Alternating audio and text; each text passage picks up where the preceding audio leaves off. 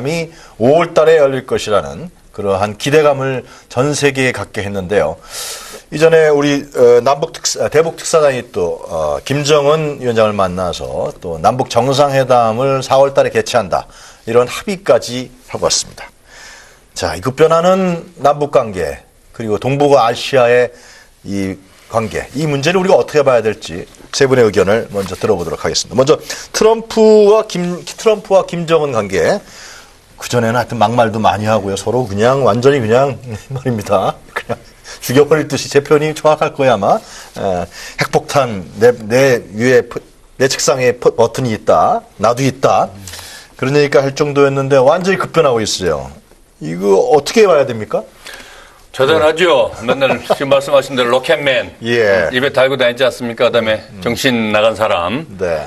정신 이상한 사람. 뭐 이렇게 맨날 그 트럼프 입에 달고 다녔던 그 수식어였는데, 말 그대로 지금 정말 놀라운 일이 예. 생겼습니다. 아마 그 안에 뭐 많은 대화들이 있었고, 근데 정상 간에 만난다는 건 처음이죠. 실제로 그 클린턴 때 만나기로 김정일과 만나기로 했었는데 결국 불발됐고, 이제 그 후에 이 지금 그 트럼프가 직접 예. 얘기해서 기일까지 정했지 않습니까? 김정은이 한 만나자 그랬더니 트럼프가 4월 내로 만나자.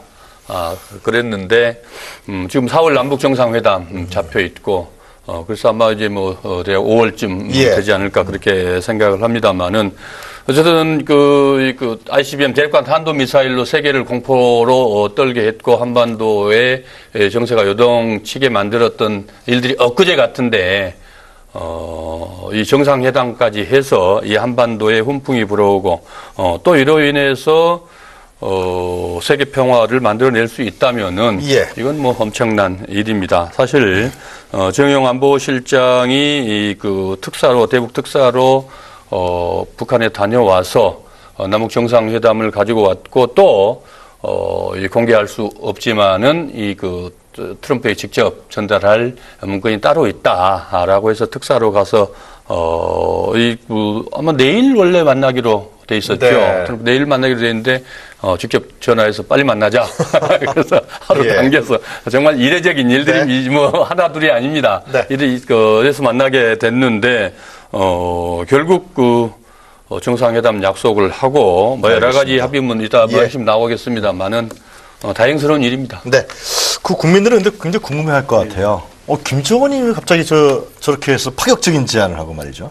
트럼프도 그것을 또 흔쾌하게 그렇죠. 받아들였느냐. 이거 어떻게 해석할 수 그러니까 있습니까? 국내 언론 말고 서방 언론을 네. 보면 어쨌든 미국이나 유럽의 언론들도 트럼프가 김정은의 회담 제의를 갖다가 전격적으로 수용한 데에서 상당히 놀란 모양입니다. 글쎄 말이에요. 그러니까 네. 대부분의 언론 보도 기절로 보면 스트레이트는 깜짝 놀랐다는 걸 하고, 다만 이제 BBC나 NIT의 분석 기사를 보면 굉장히 오랫동안 준비했다는 게 이런 겁니다. 지금 북한은 경제적으로 어마어마하게 힘든 것 같다. 우리가 생각하는 것 이상으로 김정은 네. 고통을 느끼고 있다. 왜?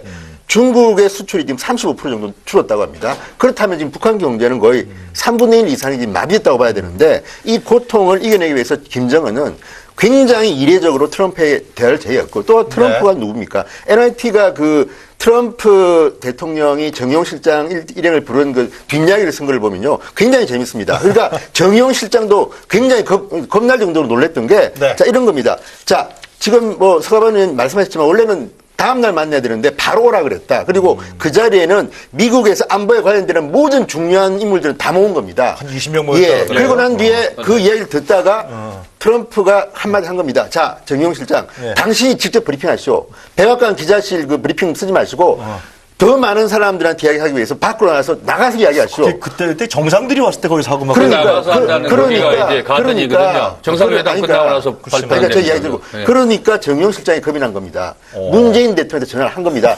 해도 될까요? 그러난 뒤에 설득을 해서 하라. 그래서 정용 실장이 그러니까 쉽게 하면 좁은 기자실이 아니라 밖으로 나와가지고 네. 쉽게 하면 백악관 출입 기자들 말고도 다른 나라의 강요들도 들을 수 있는 자리에서 이야기한 거고, 그다음에 또 재밌는 건 뭐냐면 그때 이제 트럼프의 모양을 보면 다른 참모들도, 백악관의 참모들도 트럼프가 하루 빨리 해가지고 오케이 할 줄을 몰랐던 겁니다. 굉장히 당황한 건데 여기에 대해서는 이제 미국 의회가 이제 좀 신중하라고 오히려 그 뒤에 이야기를 할 만큼 네. 트럼프는 급장스러운 건데 어쨌든 지금 단계에서 트럼프와 김정은은 이거는 서로의 이해관계가 많이 떨어졌다. 그리고 어쨌든 우리 입장에서는 상당히 평화에 대해서는 진전된 것이기 때문에 네. 평가를 할 필요도 없다. 그러니까 한번 지켜봐야 될 것 같아요. 트럼프의 이해관계는 뭐예요? 트럼프 이해관계는 핵폐기죠. 그러니까 물론 좀 다릅니다. 네. 김정은은 경제적인 어떤 압박을 좀 풀어달라는 걸 요구하겠지만 트럼프나 미국은요 일관적으로 그 있지 않습니까? 불가역적이고 뭐 검증 가능하고 네. 확실한 그 핵폐기인데 자 그러면 김정은과 트럼프의 정상회담이 될 때까지 5월 달까지인데 한번 지켜보는 건데 다만 이제 그 과정이 쉽지는 않을 것 같은 게 노동신문은 지금까지도 공식적으로 이런 이야기를 안 하고 있습니다. 지금까지도 최근 7일 날 사설을 보면 미국을 갖다 썰어버리겠다는 그 사설이 있을 뿐 지금까지 이런 이야기를 안 하기 때문에 좀 더 있어 봐야겠으나 네. 이번에 나왔던 이 소식은 정말 저도 깜짝 놀랐고 정용 실장과 서훈 원장이 네. 상당히 나름대로 노력을 많이 했다. 그리고 지금까지 나온 결과만 보면 물론 샴페인을 빨리 터뜨릴 필요는 없겠으나 네. 여야 할 것 어쨌든 간에 상당히 깜짝 놀랄 만한 성과를 내고 있다는 거는 저도 인정할 수밖에 없습니다. 제일 놀란 사람이 일본의 아베 총리였던 것 같은데 네, 멘붕 그래서 왔다 그러더라고요. 저편 패싱이다 이런 얘기 나오면서 부랴부랴 네. 지금 미국 가서 만나겠다. 4월 방미 얘기가 나오고 있더라고요, 오늘. 그런데 지난 대선 때 트럼프 대통령이 그 공약하듯 얘기했던 햄버거 대담이 네. 이루어지는 역사적인 순간을 우리가 5월에 지켜볼 수도 있겠다. 김정은과 트럼프의 이런 생각을 하게 되고요. 이 트럼프와 김정은 위원장은 두 사람 다 굉장히 돌출적이고 예측 불허이고 네. 또 동시에 굉장히 대담하고 뭐 이런 그 캐릭터로 정평이 나 있는데 네.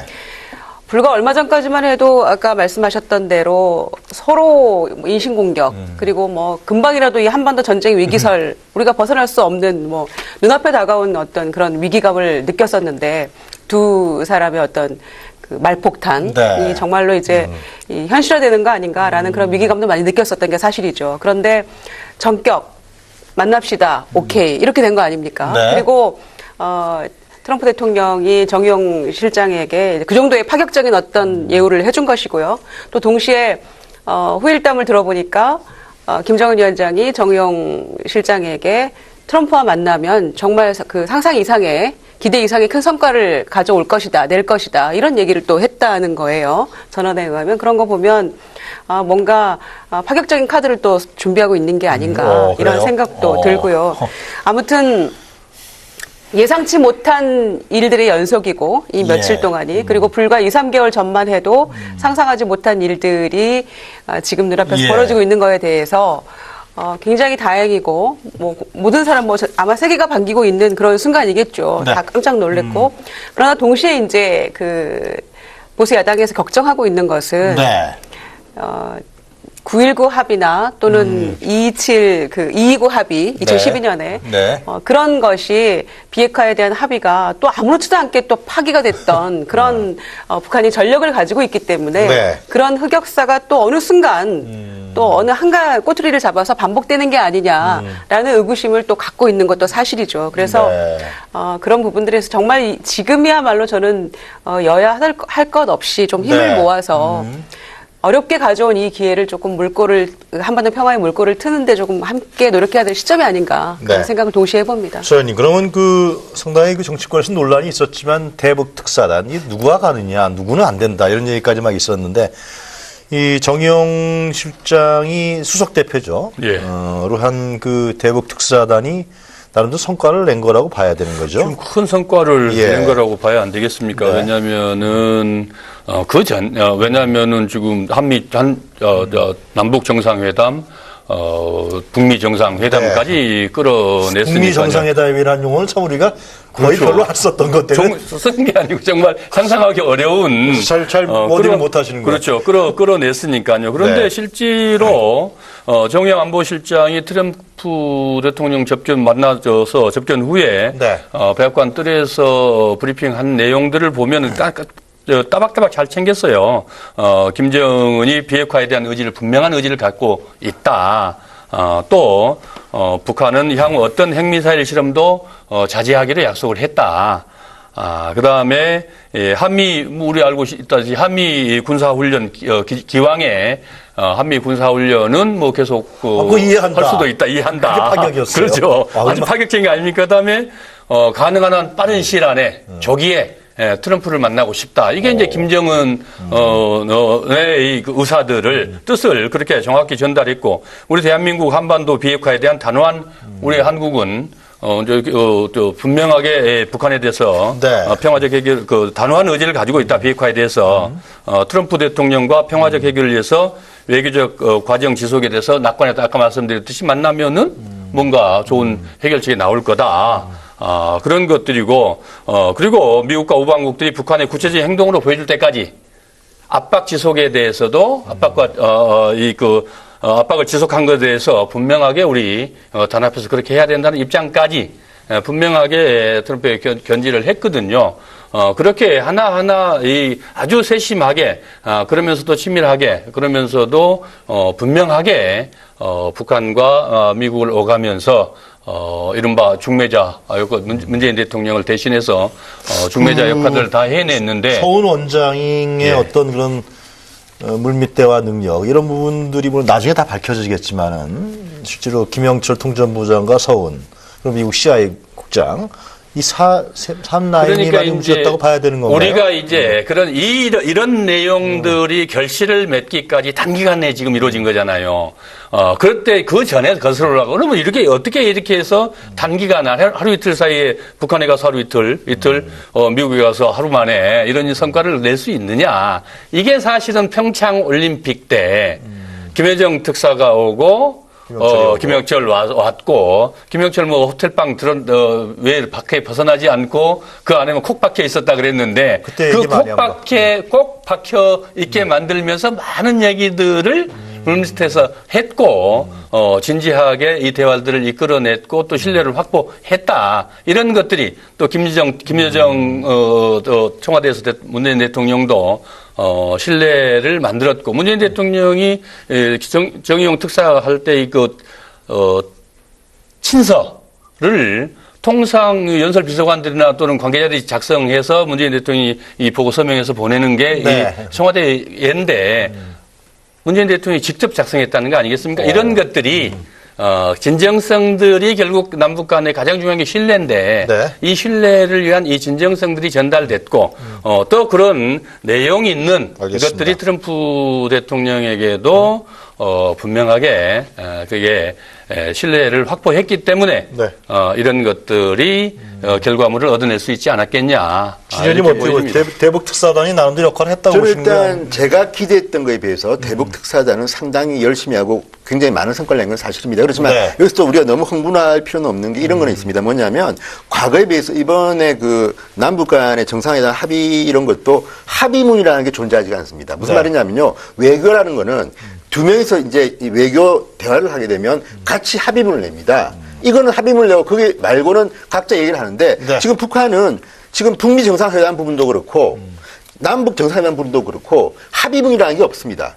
정의용 실장이 김정은과 이렇게 이야기했다고 문재인 대통령한테 보고한 것일 뿐이고 언론 발표일 뿐이지 북한이 지금 여기에 대해서 노동신문이나 조선중앙TV를 통해서 공식적으로 북한이 이야기한 게 아직도 없습니다. 그리고 미국 같은 경우도 지금 정의용 실장이 중간에 끼어 있는 거지 정의용 실장이 브리핑한 거지 미국의 샌더스 백악관 대변인은 여기에 대해서 확실하게 아무런 이야기도 안 하고 다만 이제 원칙을 기자들이 물어보니까 원칙은 완전 핵 폐기 때까지로 가는 것이고 트럼프도 자기 트윗에 바로 올렸습니다. 나 김정은 만난다. 그렇지만 만날 때까지 대북 제재 계속한다. 그러니까 그 뉘앙스만 보면 이 대화가 열릴지 안 열릴지 솔직히 하면 가능성은 물론 높겠으나 안 열릴 가능성도 있습니다. 왜냐하면 북한이라는 나라가 워낙 조금 정상적인 국가가 아닙니다. 그러니까 네. 이게 우리가 오케이 하려면 트럼프와 김정은 간의 정상회담에 대한 합의문이라든지 이런 것들이 좀 더 구체화돼야 되는데 시기만 하더라도 NIT 보도를 보면 오히려 트럼프 대통령이 우리 4월 달에 그럼 내가 만날게 그러니까 우리 정의용 실장이 또 놀래가지고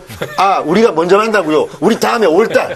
그래가지고 5월 달에 정했다는 빈 이야기입니다. 그거 보면 오히려 지금 정의용 실장이 당할 정도로 트럼프는 제가 볼 땐 트럼프는 자기 정치에 아마 이걸 좀 이용할 생각이 있는 것 같습니다. 선거도 있고. 예, 그렇다 그러면 이 문제는 북한 정권하고 이제 합의를 봐야 되는데 어쨌든 최근에 1, 2일 동안 노동신문은 조용하긴 합니다. 미국을 더 이상 이제 비판하지 않지만 제일 최근 7일자 사설은 어쨌든 자기는 핵무기가 정의의 보검이고 미국을 갖다가 이 행성에서 없애버리겠다고 했습니다. 그렇기 때문에 자 노동신문이나 공식적인 북한 매체가 이 문제를 갖다가 공론화하기 전까지는 우리가 불안하다?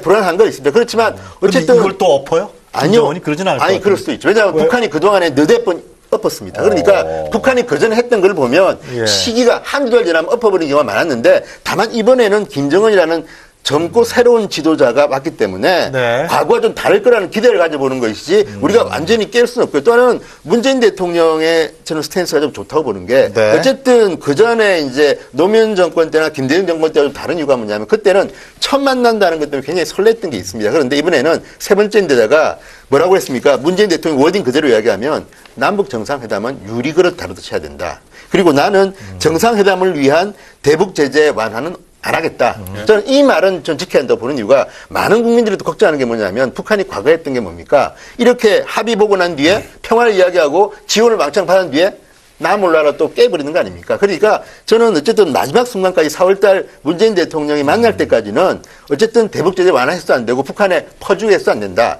다만 어쨌든 지금 하고 있는 이런 행위, 정치행위들은 저는 문재인 대통령 나름대로는 굉장히 열심히 하는 걸 보기 때문에 이번에 만약 평가절하할 김정은이 필요는 그런 없는 행각을 벌인다 그러면 돌이킬 수 없는 행동이 되는 거 아니에요? 그렇죠. 우리 뭐 대한민국 정뿐만 아니라 전 세계가 완전 해상 봉쇄를 통한 강한 압박이 들어갈 가능성이 큰데 그렇게 안 할 것 같은데 하여튼 지금보다 봐야겠죠. 더한 대북 제재가 예. 전 세계적으로 동시에 일어나겠죠. 이루어지겠죠. 그런데 이 대북 특사단은 정말 기대 이상의 성과를 가져왔다. 네. 뭐 모두가 그렇게 생각하는 거라고 저는 봅니다. 왜냐하면 굉장히 좀 설마 했고 또 비관적으로 많이들 보았죠. 워낙 미국의 입장도 강했고 네. 그 전제 조건이라는 게 도저히 이루어질 수 없을 것 같은 그 북미 정상회담의 전제 조건들이 좀 양쪽 다 너무 입장이 완강했기 때문에 기대를 전혀 안 했었는데 네. 지금 보면은 4월에 남북 정상회담, 그다음에 또 남북 정상 간의 한 라인, 네. 남북 당국 간의 한 라인도 그것도 아니고요. 컸죠. 네. 그래서 그거 처음이죠, 그것도. 정상회담 전에 첫 통화하겠다. 뭐 네. 이런 거를 포함해서 또 한미연합 군사훈련에 대해서 내가 이해한다. 이런 것들은 상상할 수 없는 그런 발언이어서 이걸 정말 이거 믿어도 되는 것인가라는 정도 오히려 의심하게 되는, 귀를 의심하게 되는 그런 상황이긴 했죠.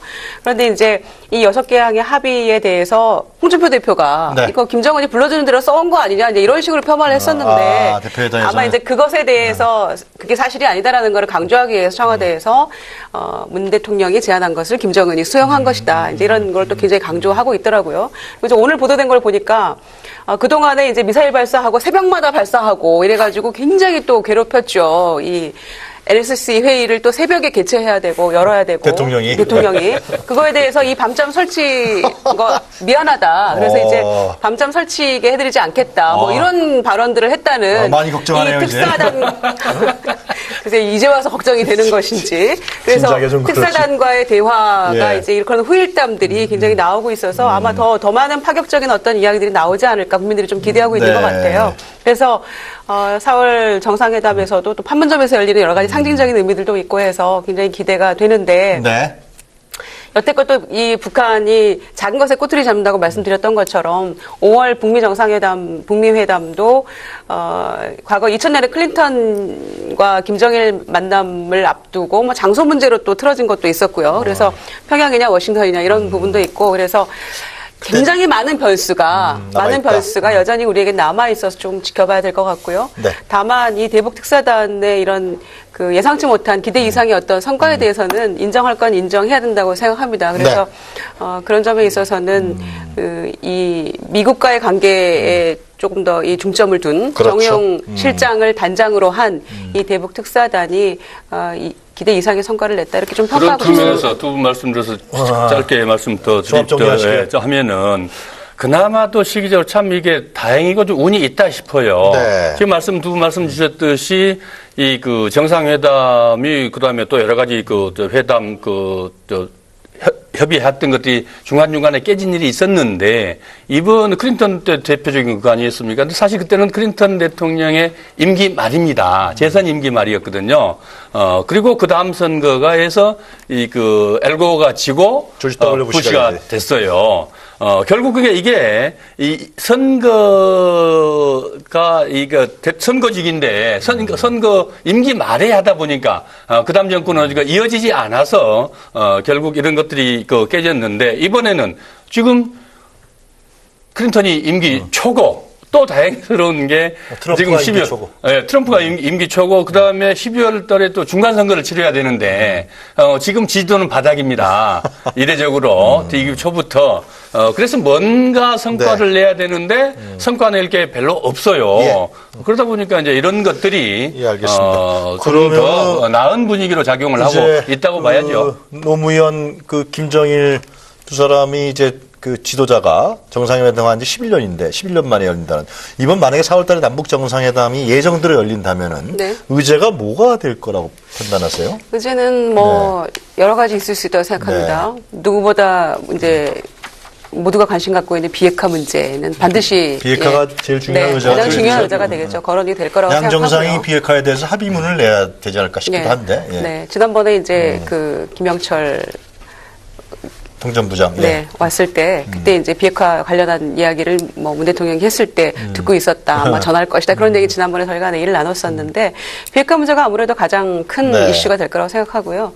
두 번째는 이제 아마 인도적 차원의 어떤 교류 같은 거. 이산가족 네, 뭐, 이산가족 상봉이랄지 이런 것들. 실질적으로 이제 남아 있는 이 실향민들이 굉장히 다 연로하셔서 네. 정말 이 몇 분 안 계시다. 그리고 네. 이제 정말 기대 난망이다. 이런 것들이 있었기 때문에 아마 그런 인도적 차원의 어떤 교류 그런 것들이 조금 강하게 조금 얘기가 네. 돼야 될 것 같고요. 그다음에 이제 경제 협력이겠죠. 아무래도 굉장히 중요한 부분이죠. 네. 그게 그 김정은이 이런 북미 간의 어떤 북미 회담이랄지 또는 파격적인 또 이런 남북 정상회담이랄지 우리가 네. 또 대북 특사단이 가서 김정은을 만날지 만날 수 없을지 그것도 전혀 예측 불허였거든요. 사실은. 그렇죠. 그런데 앉자마자 김영철 얘기했다는 거 아닙니까? 만나게 됩니다. 이렇게. 그래서 정말 그때도 얼마나 놀랐겠습니까? 그래서 그런 상황이어서 정영 실장이 좀 청심환을 드셔야 되지 않을까 저는 지금 그런 생각도 한편 했었는데 아마 그런 세 가지 정도 중요 의제가 조금 좀 논의가 돼서 네. 실질적으로 어떤 구체적인 실현으로 좀 이어지는 것 그것이 아마 굉장히 중요할 것 같고요. 네.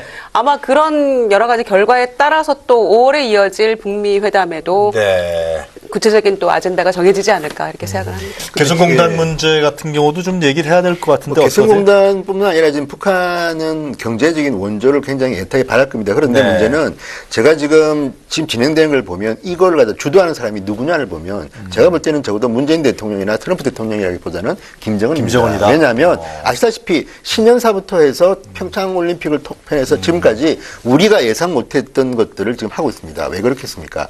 김정은은 아마도 제가 볼 때는 김정은과 거의 사람들은 굉장히 주도면밀하게 차곡차곡 계획을 지금 실현 중인 걸로 제가 볼 때는 보입니다. 근데 어디까지 갈지는 제가 모르겠습니다. 그러니까 네. 문 대통령도 말씀하셨지만 지금 만나는 곳에서 하루아침에 저는 많은 걸 뽑아내기가 쉽지 않을 거라고 봅니다. 왜냐하면 북한이면 말로는 뭐 김정일, 김일성의 유훈이 비핵화 이런 이야기 하는데 저는 말도 안 되는, 이거야말로 정말 거짓말장이들의 전형적인 수법 아닙니까? 아니, 김대중 대통령이 북한을 가서 참 그 노고리 끌고 북한을 직접 갔습니다. 네. 평양 가서 만난 거고, 네. 그 뒤 얼마나 북한과 정말 휴머니즘 차원의 교류를 했습니까? 그런데 돌아온 것은 뭡니까? 핵무기 개발이 아닙니까? 그러니까 우리는 민족주의적으로 굉장히 감상적인 생각을 할 수 있지만 저쪽은 안 그렇습니다. 그래서 이번에 보니까 문재인 대통령한테 그 어떤 전문가들이 쓴 거를 보니까 민족주의자가 되지 말고 마키아벨리가 되라. 북한을 상대하기 위해서는 그럴 수밖에 없는 게. 그리고 또 이번에는 세 번째이기 때문에 문 대통령도 그럴 것이고 또 하나는 이번에 좀 마음에 드는 조항 중에 하나가 판문점 회담입니다. 저는 과거에 김정일이 뭐간데 수백만 명을 굶어 죽이는 어쨌든 우리 볼 때는 민족의 어쨌든 범죄자인데 자 평양을 우리가 늘 갔습니다. 지금 김정은 트럼프 대통령이 오라고 합니다. 평양으로. 아니 그 젊은 지도자가 뭔데 지금 우리가 평양을 가야 됩니까? 어쨌든 저는 처음으로 어쨌든 판문점 남한 지역에서 평화의 집에 해당한다는 것 자체가 저는 상당히 그 정영 실장이랑 잘한 거라고 보고 네. 아마 트럼프도 북한 가고 싶지 않을 수도 있습니다. 그러면 지금 보도되는 걸 보면 워싱턴 안 온다면 제주에서 만날 수도 있고 예를 들어서 제주도 얘기 나오더라고. 그런 이야기 나오는 걸 보면 그런 장소나 저는 이 방식도 좀 중요하다고 보는 게 언제까지 우리가 북한을 끌려다녀야 되는 것인지 지금 제가 볼 때 급한 쪽은 김정은입니다. 그렇다면 북한이 아마 상당히 많은 걸 준비했기 때문에 네. 여기에서 마키아벨리의 시선으로 문재인 정부가 한다면 성과를 낼 수 있고 또 NIT는 이런 보도를 합니다. 지금 김정은이 이런 이야기를 한 이유 중에 하나는 4월 북폭설이다. 그러니까 4월에 전쟁 난다는 보도가 나오고 하면서 김정은이 나름대로 이렇게 된 거지 만약에 트럼프가 그전처럼 압박을 하지 않았다면 과연 김정은이 대화하자고 했겠느냐. 네. 그러니까 참 재치과 채찍과 당근은 같이 써야 되는 거기 때문에 문재인 대통령은 어쨌든 마키아벨리의 입장에서 북한을 상대하는 게 필요하다는 생각이 듭니다. 김정은이 주도권을 행사한 프로그램이 이렇게 진행 결과 나왔다고 말씀하시는데 그게 이제 서로 양국 간의 서로 양국 간의 노력이라고 봐야죠. 양 정상 물론 간에 그렇습니다만, 끊임없이 지속적으로 또 노력하고 또 아까 말씀드렸듯이 인내를 가지고 또 성의껏 성심껏 이렇게 하면서 또 아까 말씀드렸듯이 이 평창올림픽의 무대를 잘 활용해서 신뢰를 회복할 수 있었기 때문에 네. 가능한 건데 우리 모두가 우리 그 국민들한테 뭐 외신까지도 다 또 아까 또 우리 얘기도 했듯이 김정은의 그 적극적인 태도, 거침없는 이런 이 그 언행들, 자세들이 네. 또 이런 그 기폭제가 되는 역할은 했다고 봐야 되겠습니다. 지금 아까 뭐 말씀드렸던 의제 네. 비핵화 분명한데 인도적 교류, 이산 가족 상봉이라든지 이런 문제들은 분명하게 나와야 되겠죠. 또 경제협력 문제, 진행 뭐 개성공단 문제라든지 금강산 관광이라든지 그 전에 노무현 대통령 때 남포까지 그 제2 그 개성공단처럼 그렇게 확대하자고 합의 다 했는데 네.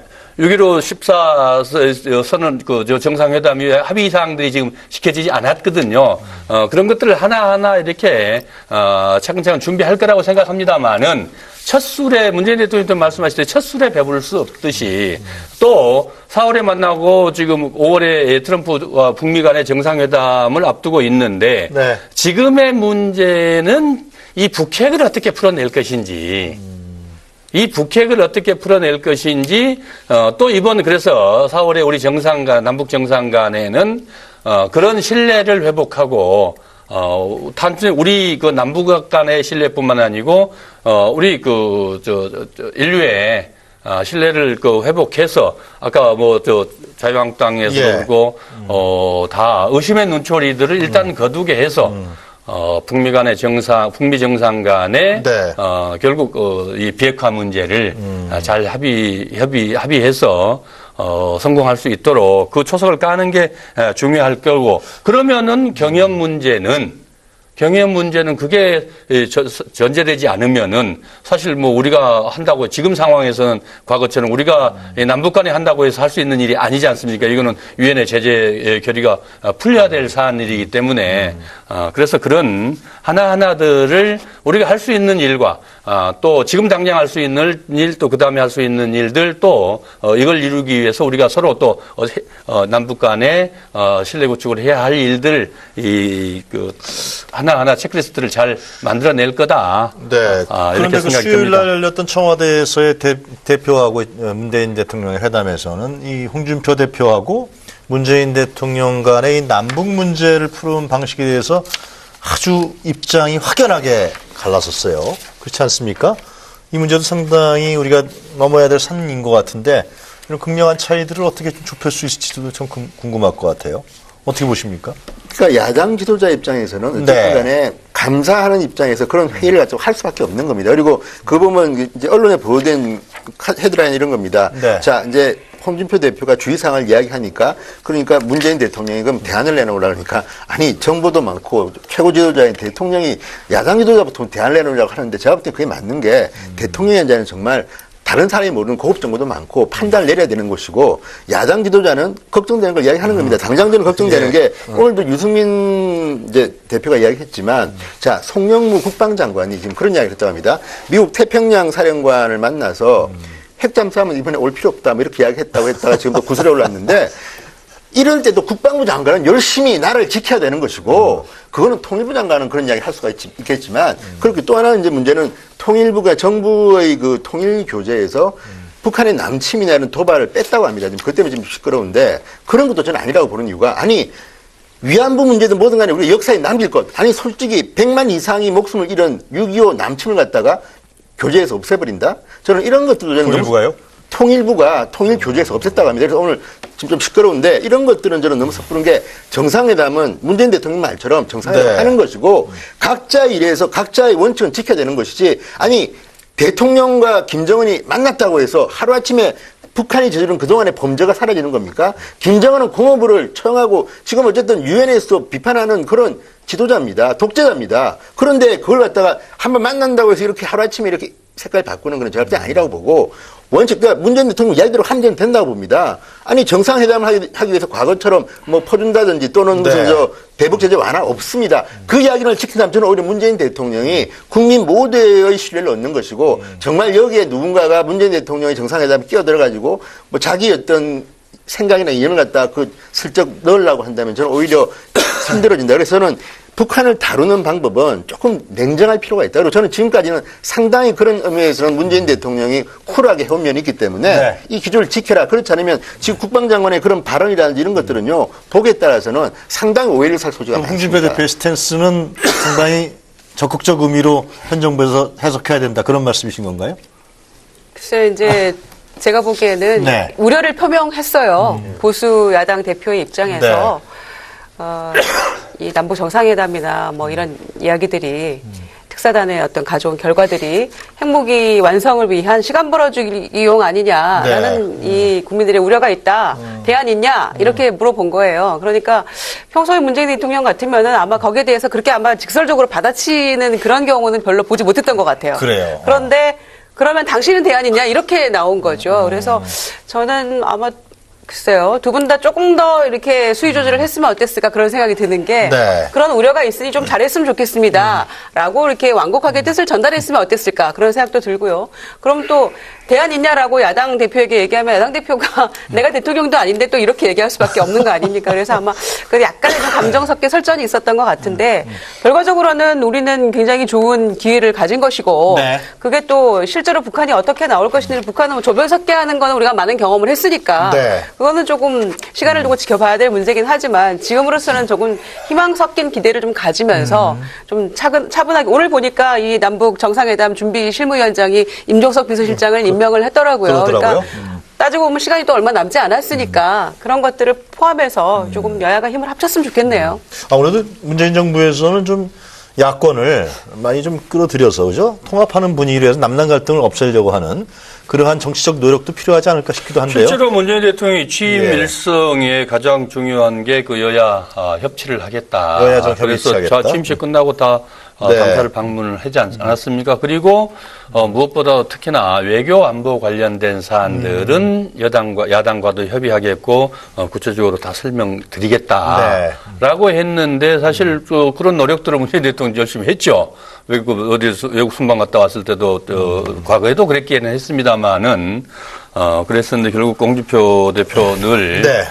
뭐 쇼는 가지 않는다, 뭐 들러서지 않겠다, 뭐 이래서 가지 않았는데 이번에 이제 다행스럽게 와서 가서 함께 참여해서 국민들이 보기에 다행스러웠죠. 실제로 외교 안보 문제에 어디 여야가 있을 수 있겠습니까? 그것은 국가의 이익과 결부되는 문제이기 때문에 국내 정치와 좀 구분해서 해야 되는 것이고 또 말씀 주셨듯이 야당 입장에서 당연히 문제 제기해야 되는 것이고 또 그것들을 그 정부에서는 청와대에서는 그것을 받아서 네. 또 반영할 것들은 반영하고 그러게 국가고 국정 수행 아니겠습니까? 당연히 네. 문재인 대통령께서도 그런 이 전향적인 자세를 가지고 또 노력을 하고 있고 또 앞으로 더 할 거라고 보여집니다만은 이번에 이제 또 그러잖아요. 이 북미 대화와 관련해서 홍준표 대표의 일성이 보이지 않습니까? 전혀 새로울 게 없다. 안보 쇼다. 이런 얘기를 했어요. 하여튼 4월, 5월 아주 우리 한반도에 사실상 운명이 좌우되는 새로운 역사의 한 페이지를 쓰느냐 아니면 다시 또 후퇴하느냐 굉장히 중요한 시기가 될 것 같습니다. 자, 하여튼 뭐 그리고 그 첫 번째 주제는 이 정도로 저희가 정리하고요. 두 번째 주제 화면으로 먼저 만나보시도록 하겠습니다. 전달할 문건이 따로 있다라고 해서 특사로 가서 아마 내일 원래 만나기로 돼 있었죠. 네. 내일 만나기로 돼 있는데 직접 전화해서 빨리 만나자. 그래서 하루 예. 당겨서 정말 이례적인 일들이 뭐 하나둘이 아닙니다. 네. 그래서 만나게 됐는데 결국 정상회담 약속을 하고 뭐 여러 가지 합의문 이따 예. 말씀 나오겠습니다만은 다행스러운 일입니다. 네. 그 국민들은 근데 굉장히 궁금해할 것 같아요. 김정은이 왜 갑자기 저렇게 해서 파격적인 제안을 하고 말이죠. 트럼프도 그것을 또 흔쾌하게 받아들였느냐. 이거 어떻게 해석할 수 그러니까 있습니까? 국내 언론 말고 서방 언론을 네. 보면 어쨌든 미국이나 유럽의 언론들도 트럼프가 김정은의 회담 제의를 갖다가 전격적으로 수용한 데에서 상당히 놀란 모양입니다. 글쎄 말이에요. 그러니까 네. 대부분의 언론 보도 기절로 보면 스트레이트는 깜짝 놀랐다는 걸 하고 다만 이제 BBC나 NIT의 분석 기사를 보면 굉장히 오랫동안 준비했다는 게 이런 겁니다. 지금 북한은 경제적으로 어마어마하게 힘든 것 같다. 우리가 생각하는 것 이상으로 김정은 네. 고통을 느끼고 있다. 왜? 중국의 수출이 지금 35% 정도 줄었다고 합니다. 그렇다면 지금 북한 경제는 거의 3분의 1 이상이 지금 마비했다고 봐야 되는데 이 고통을 이겨내기 위해서 김정은은 굉장히 이례적으로 트럼프의 대화를 제의했고 또 트럼프가 누굽니까? NIT가 그 트럼프 대통령이 정의용 실장 일행을 부른 그 뒷이야기를 쓴 걸 보면요. 굉장히 재밌습니다. 그러니까 정의용 실장도 굉장히 겁날 정도로 놀랬던 게 네. 자, 이런 겁니다. 자, 지금 뭐 서가반 의원 말씀하셨지만 원래는 다음날 만나야 되는데 바로 오라 그랬다. 그리고 그 자리에는 미국에서 안보에 관련되는 모든 중요한 인물들은 다 모은 겁니다. 한 20명 모였다고 예. 하더라고요. 그리고 난 뒤에 그 이야기를 듣다가 트럼프가 한마디 한 겁니다. 자, 정용 실장, 예. 당신이 직접 브리핑하시오. 백악관 기자실 그 브리핑 쓰지 마시고 더 많은 사람들한테 이야기하기 위해서 밖으로 나가서 이야기하시오. 그때 정상들이 왔을 때 거기서 하고 막 그러니까, 나가서 한다는 우리가 이제 가든이거든요. 정상회담 끝나고 나서 발표한 그러니까 저 이야기 내용이죠. 들고 네. 그러니까 정용 실장이 겁이 난 겁니다. 문재인 대통령한테 전화를 한 겁니다. 해도 될까요? 그러난 뒤에 설득을 해서 하라. 그래서 정용 실장이 그러니까 쉽게 하면 기자실 좁은 기자실이 아니라 밖으로 나와가지고 네. 쉽게 하면 백악관 출입 기자들 말고도 다른 나라의 강렬로 들을 수 있는 자리에서 이야기한 거고 그다음에 또 재밌는 건 뭐냐면 그때 이제 트럼프의 모양을 보면 다른 참모들도 백악관의 참모들도 트럼프가 예, 한미 우리 알고 있다시피 한미 군사훈련 기왕에 한미 군사훈련은 뭐 계속 그거 이해한다. 할 수도 있다 이해한다. 그게 파격이었어요. 그렇죠. 아, 아주 파격적인 게 아닙니까? 그다음에 가능한 한 빠른 시일 안에 조기에 트럼프를 만나고 싶다. 이게 이제 김정은의 그 의사들을 뜻을 그렇게 정확히 전달했고 우리 대한민국 한반도 비핵화에 대한 단호한 우리 한국은 분명하게 북한에 대해서 네. 평화적 해결, 단호한 의지를 가지고 있다. 비핵화에 대해서 트럼프 대통령과 평화적 해결을 위해서 외교적 과정 지속에 대해서 낙관했다. 아까 말씀드렸듯이 만나면은 뭔가 좋은 해결책이 나올 거다. 그런 것들이고 그리고 미국과 우방국들이 북한의 구체적인 행동으로 보여줄 때까지 압박 지속에 대해서도 압박을 지속한 것에 대해서 분명하게 우리 단합해서 그렇게 해야 된다는 입장까지 분명하게 트럼프에 견지를 했거든요. 그렇게 하나하나 아주 세심하게 그러면서도 친밀하게 그러면서도 분명하게 북한과 미국을 오가면서 이른바 중매자 문재인 대통령을 대신해서 중매자 역할을 다 해냈는데 서훈 원장의 예. 어떤 그런 물밑대화 능력 이런 부분들이 물론 나중에 다 밝혀지겠지만은 실제로 김영철 통전부장과 서훈 그리고 미국 CIA 국장 이 삼라인이 많이 움직였다고 봐야 되는 건가요? 우리가 이제 이런 내용들이 결실을 맺기까지 단기간 내에 지금 이루어진 거잖아요. 그럴 때 그 전에 거슬러라고 그러면 어떻게 해서 단기간 하루 이틀 사이에 북한에 가서 하루 이틀 미국에 가서 하루 만에 이런 성과를 낼 수 있느냐. 이게 사실은 평창 올림픽 때 김여정 특사가 오고 김영철 왔고, 김영철 호텔방 왜 밖에 벗어나지 않고 그 안에만 콕 박혀 있었다 그랬는데, 그때 그 얘기 많이 한 콕 박혀 있게 만들면서 많은 얘기들을 물밑에서 했고, 진지하게 이 대화들을 이끌어냈고 또 신뢰를 확보했다. 이런 것들이 또 김여정 청와대에서 문재인 대통령도 신뢰를 만들었고, 문재인 대통령이 정의용 특사 할 때 친서를 를 해준 것이고요. 또 동시에 후일담을 들어보니까 김정은 위원장이 정의용 실장에게 트럼프와 만나면 정말 그 상상 이상의 기대 이상의 큰 성과를 가져올 것이다, 낼 것이다 이런 얘기를 또 했다는 거예요. 전언에 의하면 그런 거 보면 뭔가 파격적인 카드를 또 준비하고 있는 게 아닌가 이런 그래요? 생각도 들고요. 아무튼 예상치 못한 일들의 연속이고 이 며칠 동안이 그리고 불과 2, 3개월 전만 해도 상상하지 못한 일들이 지금 눈앞에서 벌어지고 있는 거에 대해서 굉장히 다행이고 뭐 모든 사람 뭐 아마 세계가 반기고 있는 그런 순간이겠죠. 네. 다 깜짝 놀랐고 그러나 동시에 이제 그 보수 야당에서 걱정하고 있는 것은 네. 9.19 합의나 또는 229 합의 2012년에 네. 그런 것이 비핵화에 대한 합의가 또 아무렇지도 않게 또 파기가 됐던 그런 북한이 전력을 가지고 있기 때문에 네. 그런 흑역사가 또 어느 순간 또 어느 한가 꼬투리를 잡아서 반복되는 게 아니냐라는 의구심을 또 갖고 있는 것도 사실이죠. 그래서 네. 그런 부분들에서 정말 지금이야말로 저는 여야 할 것 없이 좀 힘을 네. 모아서 어렵게 가져온 이 기회를 조금 한반도 평화의 물꼬를 트는데 조금 함께 노력해야 될 시점이 아닌가 그런 네. 생각을 동시에 해봅니다. 소연님, 그러면 상당히 정치권에서 논란이 있었지만 대북 특사단, 이 누구와 가느냐, 누구는 안 된다, 이런 얘기까지 막 있었는데, 이 정의용 실장이 수석 대표죠. 예. 로 한 그 대북 특사단이 나름대로 성과를 낸 거라고 봐야 되는 거죠. 좀 큰 성과를 예. 낸 거라고 봐야 안 되겠습니까? 네. 왜냐면은, 왜냐면은 지금 남북 정상회담, 북미 정상회담까지 끌어냈으니까요. 북미 정상회담이라는 용어는 참 우리가 거의 그렇죠. 별로 안 썼던 것 때문에 쓴 게 아니고 정말 상상하기 어려운. 잘 모델을 못 하시는 거예요. 그렇죠. 끌어냈으니까요. 그런데 네. 실제로, 정의용 안보실장이 트럼프 대통령 접견 후에, 네. 백악관 뜰에서 브리핑한 내용들을 보면은 따박따박 잘 챙겼어요. 김정은이 비핵화에 대한 분명한 의지를 갖고 있다. 북한은 향후 어떤 핵미사일 실험도 자제하기로 약속을 했다. 그 다음에 5월 달에 열릴 것이라는 그러한 기대감을 전 세계에 갖게 했는데요. 이전에 우리 대북 특사단이 또 김정은 위원장을 만나서 또 남북 정상회담을 4월 달에 개최한다. 이런 합의까지 하고 왔습니다. 자, 이 급변하는 남북 관계 그리고 동북아 아시아의 이 관계, 이 문제를 우리가 어떻게 봐야 될지 세 분의 의견을 먼저 들어보도록 하겠습니다. 먼저 트럼프와 김정은 관계. 그전에는 하여튼 막말도 많이 하고요. 서로 완전히 말입니다. 그냥 죽여버릴 듯이 제 표현이 정확할 거야 아마. 핵폭탄 내 위에 내 책상에 버튼이 있다. 나도 있다. 그런 얘기가 할 정도였는데 완전히 급변하고 있어요. 이거 어떻게 봐야 됩니까? 대단하죠. 맨날 지금 말씀하신 대로 로켓맨. 예. 입에 달고 다니지 않습니까? 그다음에 정신 나간 사람. 네.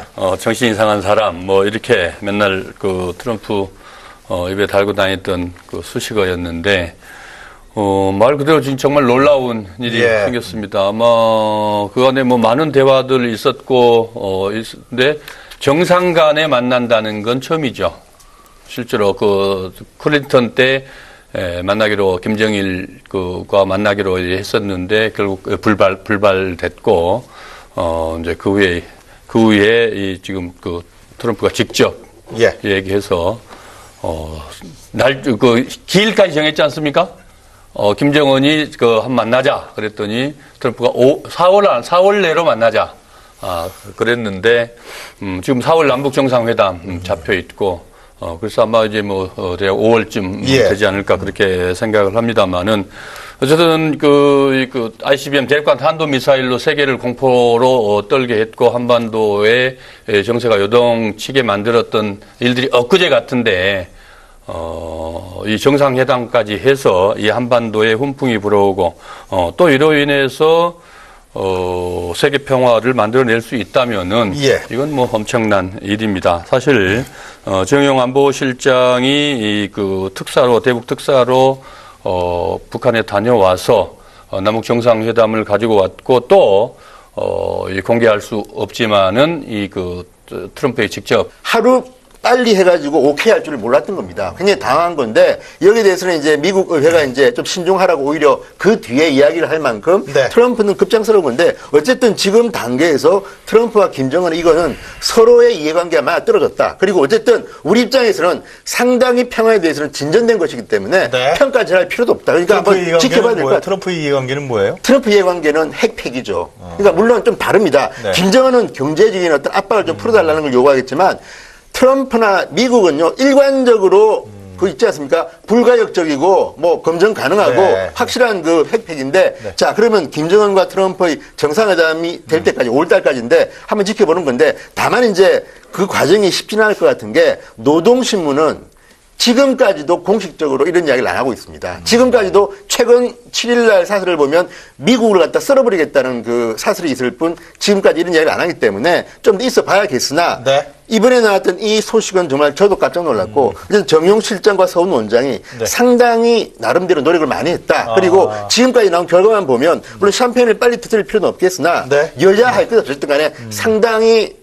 깜짝 놀랄 만한 성과를 내고 있다는 거는 저도 인정할 수밖에 없습니다. 제일 놀란 사람이 일본의 아베 총리였던 것 같은데 네, 멘붕 그래서 왔다 그러더라고요.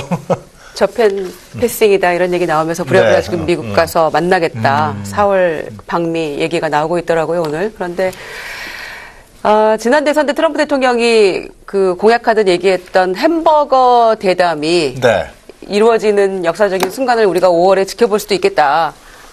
김정은과 트럼프의 이런 생각을 하게 되고요. 이 트럼프와 김정은 위원장은 두 사람 다 굉장히 돌출적이고 예측 불허이고 네. 또 동시에 굉장히 대담하고 뭐 이런 그 캐릭터로 정평이 나 있는데 네.